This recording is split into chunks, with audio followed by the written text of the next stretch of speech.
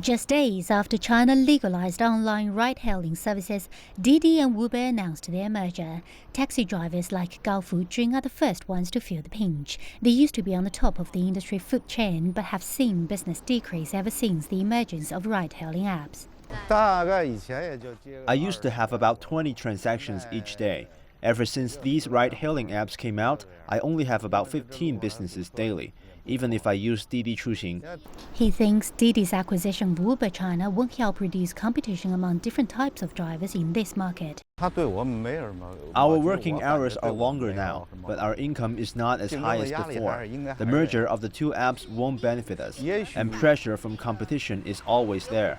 However, the deal does seem to eliminate cutthroat competition between Didi and Uber China.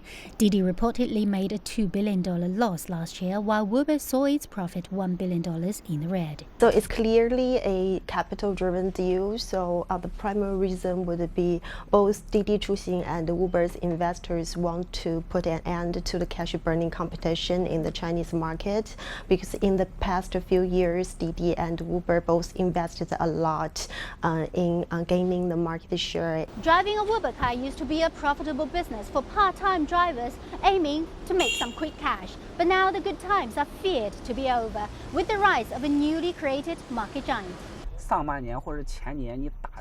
Do you still see any BMW or Mercedes when you order Uber cars? They don't want to do it anymore because subsidies are too low. You will only see cars valued under 200,000 yuan. More expensive cars won't use Uber anymore because you don't make profit.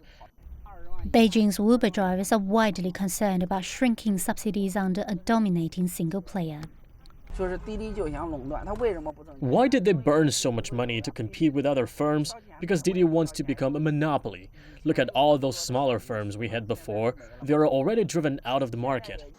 So would the Didi-Uber deal trigger market monopoly concern? We don't see any companies get published by the monopoly regulations, in the anti-monopoly regulations in the past.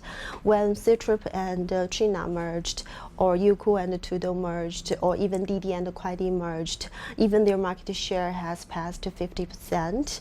We don't see actual punishment happened to those companies. However, according to business media Caixin, the merger could still face government's anti-monopoly scrutiny, as market shares of Didi and Uber already account for 70% and 17% respectively. Lerlo, CCTV News.